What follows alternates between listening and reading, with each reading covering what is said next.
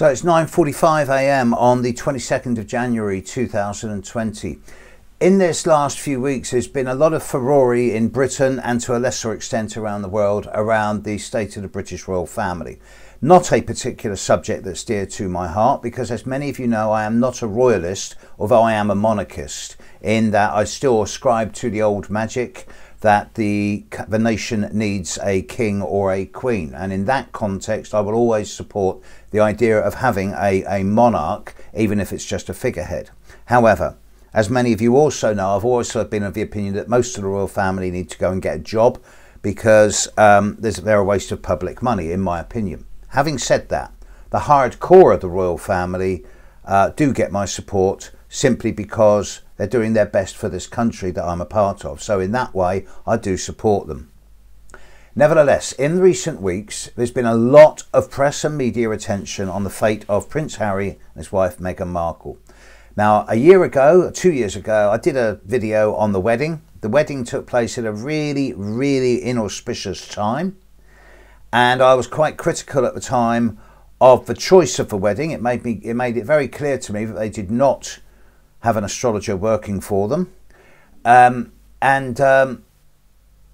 Yeah, it could have been a much better date for the wedding. As it was, the wedding took place. Now, at the time, I did a video and I have not reviewed it, but I remember that I said at the time, well, you know what, they're not really that compatible.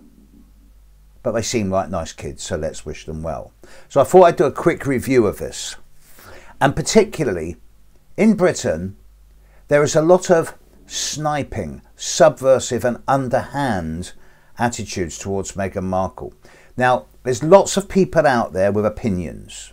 And I'm sure there's going to be a lot of comments to this video of people saying, oh, but she's like this, or he's like this, or he's got mental health problems, or she's a money grabber. And it's like, no, you don't know this.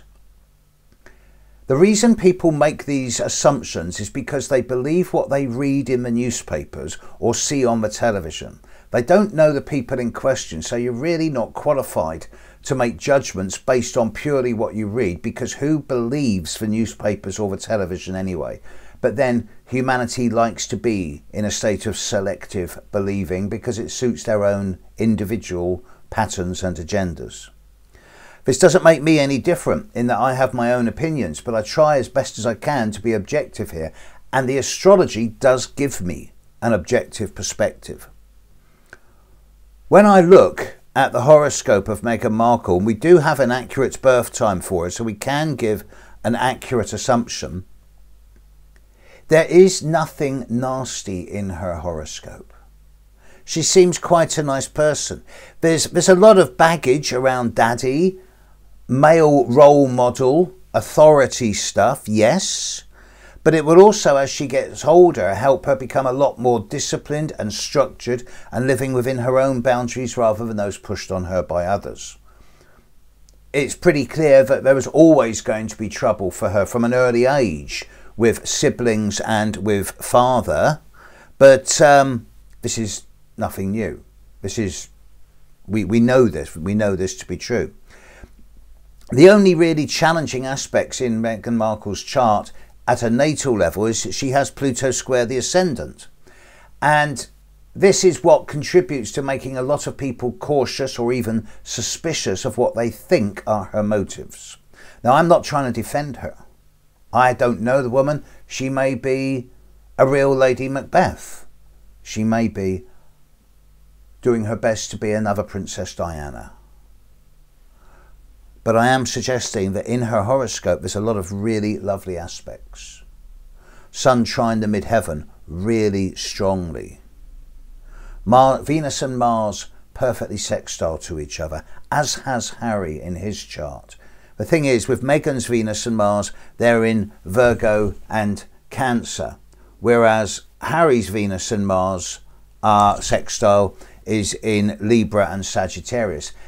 So if I were dealing with two clients with this, I'd be saying, well, I'm not sure that the boy-girl stuff works as well as you want it to all the time. But because they both have Venus and Mars sextile, it suggests to me that there's the willingness to adapt and compromise with each other on both sides. So I actually think they're quite good with each other. I don't see anything particularly nasty in Meghan's chart, except that at the moment, in 2020, the Jupiter-Saturn-Pluto conjunction is passing opposite her ascendant. And this is only going to get stronger as we get into the year.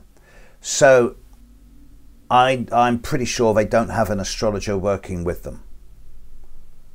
But if I were advising her from an astrological perspective, I would be saying to her, look, it's going to get even messier later in the year, and then it will die down. It will die down by the end of 2020, and then you'll be left in relative peace to bring your child up, or future children, which may not be that far away.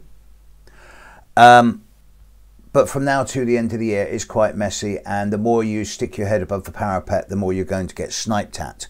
So I'd be saying to her, be careful, particularly around the two equinoxes, around the 21st of March and around the new moon on the 16th of October.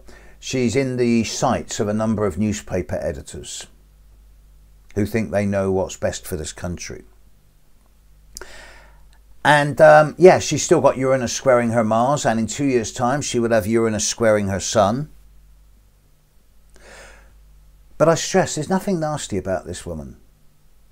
And I think she thinks she's doing her best. And there's no sign of major challenges coming up after this year is over that says that she's going to be either a thorn in the side to anyone else or a major player on the world stage. So I do suspect, and I do hope for her, that she's going to take a step back from the limelight as she gets into 2021 onwards. Now, when I look at Prince Harry's chart, again, there's a lot of comments in the press about how people feel sorry for him and how he's damaged. And I'm thinking, you know what? He might have been, but you're not now. The only challenging planet in his chart is his Mercury, which is why I guess some people have gone, oh, he has mental health issues. No, he doesn't.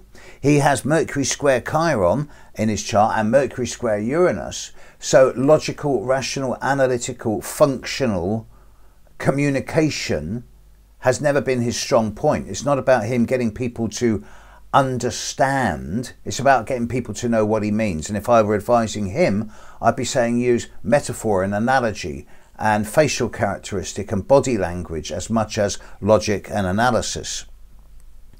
Remember, he's triple Earth. He's a Virgo with Taurus moon and Capricorn rising. He's a lot more down to earth, grounded and in touch with the real world than we think. And particularly over this last year, with Pluto trining his moon in 2019, Pluto trining his Sun in 2020, with Jupiter about to land on his ascendant any day now, and then he's going to have Jupiter, Saturn and Pluto in his first house over the coming year. I have to go against what everybody else is saying here, and I suggest that Harry's in for an absolutely brilliant year, and you're going to see him thrive, grow, prosper with his wife and family. I am not sure that the relationship will last long term.